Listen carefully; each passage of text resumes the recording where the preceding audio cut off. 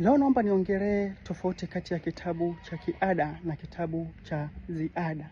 Kitabu cha kiada ni kitabu ambacho kinakuwa kimeteuliwa na mamlaka maalum ili kiweze kutumika katika kufundishia. Kitabu cha kiada ni kitabu ambacho kinaendana na muhtasari husika wa somo. Ni kitabu ambacho ni rasmi.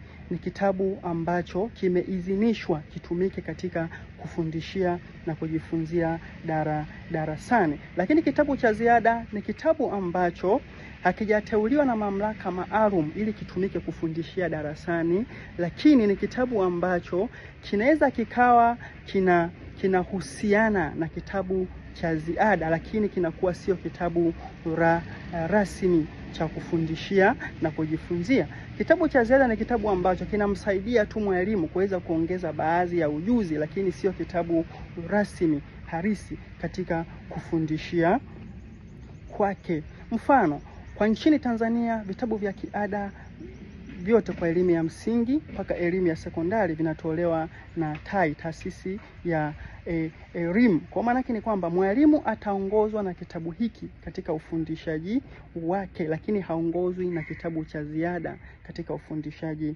wake. Ushauri wangu ni nini? Ushauri wangu kwa wazazi, tujitahidi kutumia vitabu vya kiada zaidi kuliko vitabu vya ziada. Kwa sababu gani? Vitabu vya kiada ndivyo vitabu ambavyo wakati mwingine maswali ya mitihani ya taifa yanachukuliwa mule na kuweza kuwapatia wanafunzi waweze kufanya, lakini sio kwenye vitabu vya ziada. Kwa hiyo sasa kitabu cha ziada kimsaidie mwanafunzi kuongezea tu maarifa ambayo yatamjenga zaidi kupitia kwenye kitabu chake cha kiada.